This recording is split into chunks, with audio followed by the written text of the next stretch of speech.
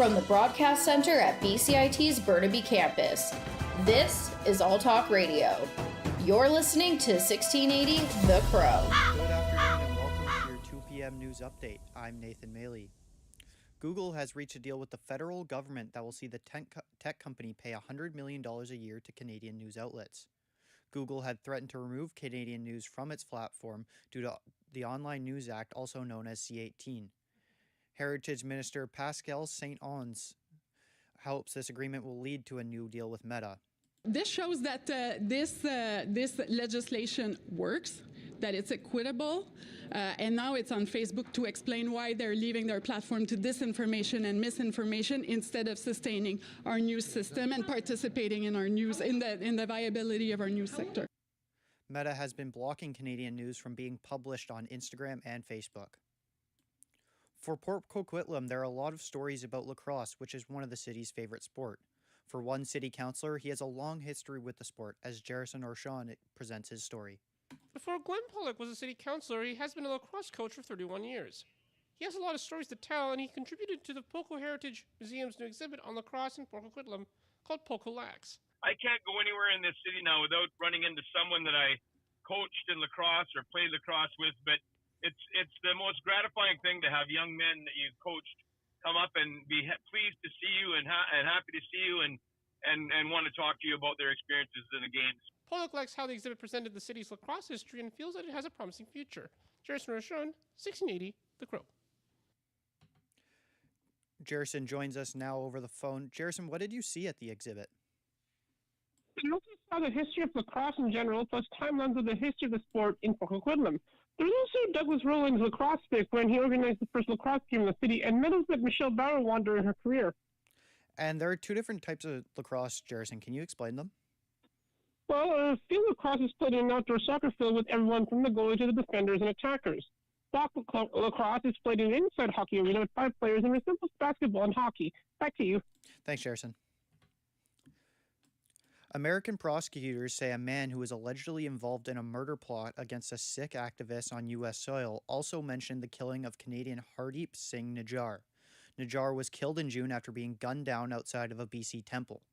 Foreign Affairs Minister Melanie Joly says it echoes a similar investigation in Canada. What I can tell you, though, is that we stand by our own credible allegations that there was a killing of a Canadian on Canadian soil, linking to Indian agents. The alleged target in the U.S. had dual American and Canadian citizenship. A BC teacher is being given a 5-year ban after he sent explicit photos to a former student. Curtis Alexandro Vizza was fired from the Nanaimo Ladysmith School District for sending quote-unquote sexual selfies. According to a consent agreement published online, Vizza began messaging a student over Snapchat in December of 2020. The student had graduated in 2018 and had been a student in Vizza's physical education class. According to the report, there was a noted pattern of female students hanging around in Vizza's classroom when he worked for the district. The female students would come to Vizza for life advice, with many being in an emotional state. The school district fired Vizza after a misconduct investigation in November of 2021. The Stony Creek Environment Committee is currently counting the salmon spawn at the creek. Our reporter has more on what the nonprofit has been finding. Stony Creek Environment Committee President John Templeton says although chum salmon spawns were delayed from drought, so far this year they've counted 750 chum salmon, which has grown from around 150 from 4 years ago. And very often with chum, when they go into the spawning mode, you'll have a male and a female. They'll actually pair up together, kind of like bond, and they swim up together. It's kind of cool. The nonprofit is volunteer-run and does salmon counts often on weekends. Templeton says for coho salmon, they are just starting to spawn and are at an estimated 150, but will continue to spawn until the end of December into early January. Abby Francis, 1680, The Crow. Abby joins us live now in studio. Abby, what kind of salmon are in Stony Creek? So Stony Creek has coho, chum salmon, but the creek also has some pink salmon and a cutthroat and steelhead trout run as well. And what do the stream keepers do? Stream keepers monitor salmon-bearing creeks and streams like Stony Creek. They improve habitat by doing things like removing invasive plants, and according to John Templeton of Stony Creek Environment Committee, most streamkeepers are volunteers and work alongside the Department of Fisheries and Oceans. Awesome. Thanks, Avi. The Elders Lunch program is held in Haisla Nation 3 times a week. Our reporter Kobe Smith has more on the story.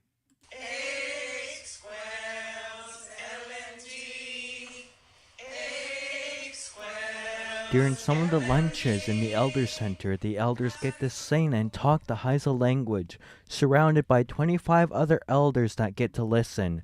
Michelle Cross, the elders coordinator, explains what it feels like to hear the elders singing. I really enjoy seeing them and hearing them, especially the ones that can have a conversation in our own Haisla language. And then also you've witnessed they started a small little choir where they're singing Haisla songs and trying to teach the ones that don't know it. It brings life to the Elders Center when the elders sing in Haisla language, as many of the elders try to learn the songs. Kobe Smith, 1680 The Crow. Police have charged a man with manslaughter following the trafficking of a gun to a 16-year-old boy who killed 2 Edmonton officers. Kelly Malone of the Canadian Press has more. Edmonton police have charged 19-year-old Dennis Okima with 3 counts of manslaughter for the deaths of 2 officers, as well as the death of the teenage shooter. Constable Brett Ryan and Constable Travis Jordan were responding to a call at an apartment building in March when they were gunned down by a 16-year-old boy. Police say the teen also shot and wounded his mother during a struggle over the gun. The boy then shot himself and died at the scene. Police allege that Okima sold the firearm used in the fatal shooting directly to the teenager. Staff Sergeant Eric Stewart says it's heartbreaking that the trafficking of a firearm has led to so many deaths. Kelly Malone, The Canadian Press. On to some international news now. The ceasefire between Israel and Hamas is set to expire in just a few hours. International mediators are working on extending the truce to allow more hostages to be freed and get to safety. Foreign Affairs Minister Melanie Joly spoke about the importance of the truce being extended. We call on this humanitarian truce to be extended. It is important that we have more hostages released. We need to make sure that there's more aid reaching Palestinian civilians, and we need to make sure that we get all Canadians out. Joly also says there are still around 250 Canadians waiting to get out of Gaza. It's Spotify rap season for the streaming app's listeners. Jason Nathanson of ABC News explains this year's top artists. Was there any doubt? 2023 has been the year of Taylor Swift, and Spotify announced Wednesday that Swift is their top global artist of the year. More than 26 billion streams since January 1st. Bad Bunny was the second most streamed artist, followed by The Weeknd and Drake. To celebrate her victory, Swift dropped a new song. And speaking of songs, Miley Cyrus had the most streamed song of the year worldwide with Flowers. Followed by SZA's Kill Bill and Harry Styles' As It Was. Jason Nathanson, ABC News, Hollywood. Moving over to some sports now. Canucks general manager Patrick Allvin spoke to the media for the first time today following yesterday's Anthony Beauvillier trade. Beauvillier was dealt to the Chicago Blackhawks in exchange for a 2024 fifth-round draft pick. Allvin realizes it was going to be tough to get him more minutes with recent players' performances. I like Anthony, and he's a good hockey player here. That being said, the competition we have internally here, some other players demanding a little bit more ice time. It was hard for him. Allvin also added the club is excited about the cap flexibility created in the trade. To the CFL now, the BC Lions and Ottawa Redblacks are set to play a regular season CFL game in Victoria, BC next year. The game will be part of the Touchdown Series, which seeks to grow the game by bringing a regular season game to a neutral site. It will be the 6th edition of the series, but the first on the West Coast. All games in this series had previously been hosted by Atlantic Canada cities. The game will be played August 31st at Royal Athletic Park. The venue will be expanded to accommodate between 10,000 to 14,000 fans, including standing room. The last installment of the Touchdown Series was held in Halifax on July 29th, that saw the Toronto Argonauts defeat the Saskatchewan Roughriders. To the NFL now, the New York Jets could be set for a boost in just a few weeks. Quarterback Aaron Rodgers had his 21-day practice window opened by the Jets today. New York will have to decide to activate the 39-year-old or shut him down for the remainder of the campaign. Rodgers is not even 3 months removed from tearing his Achilles in the Jets season opener. The 4-time MVP is cleared for functional football activities but not contact yet. December 24th against the Washington Commanders is reportedly Rodgers' desired date to return. New York sits at 4-7 and has been led at quarterback by Zach Wilson and now Tim Boyle through the season. To golf, Tiger Woods is set to return to competitive golf action tomorrow. Woods has yet to play since April after undergoing fusion surgery on his right ankle. The 47-year-old last played at the Masters but withdrew after making the cut due to pain. Tiger is curious to see how his game will be after taking the time off. My game feels rusty. Yeah, I haven't played in a while. So, I had my subtalar fused, and so, I'm excited to compete and play, and I'm just as curious as all of you are to see what happens, because I haven't done it in a while. The Hero World Challenge tees off tomorrow in the Bahamas with Tiger starting at 8:52 a.m. alongside Justin Thomas.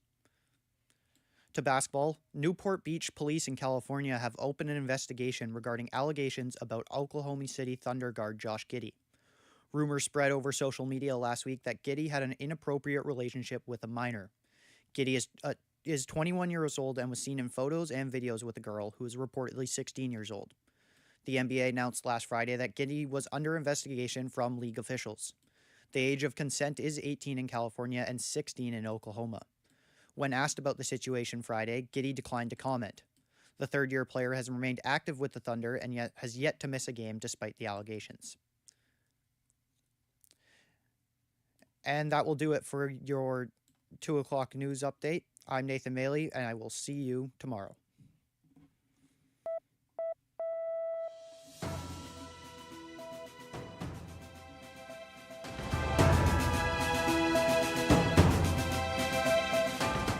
Stay tuned for more on BCIT's 1680 The Crow.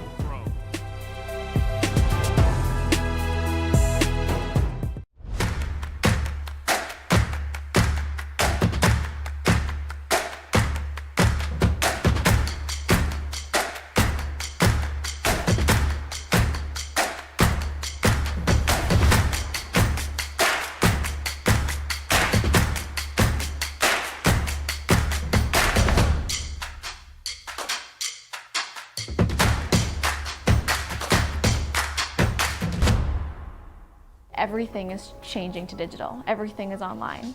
People aren't just waiting for the 6 o'clock news anymore. People want their news right now. They want to be able to go onto their smartphone, onto the internet, and see the news that they want to see. Vancouver is growing at, a really rapid rate, the Lower Mainland even, and with the tools that we're given here, we're able to cover all of that. Welcome to BCIT Magazine. I'm Radhika Sikki-King. In the program, they really leave it up to you. I mean, the help is there when you need it, figuring out how to use the programs like Premiere, Audition, and figuring out how to use the cameras. But it's up to you to sort of experiment and figure out what you can do when you go out in the field. They brought candles and flowers to remember the student who lost her life yesterday. Theresa May says the international community condemns Moscow. They really make sure that you know the basics and you are able to put out a quality product. I'm Brady Tretanero. And I'm Radhika Sikki-King. Thank you for tuning in to BCIT Magazine.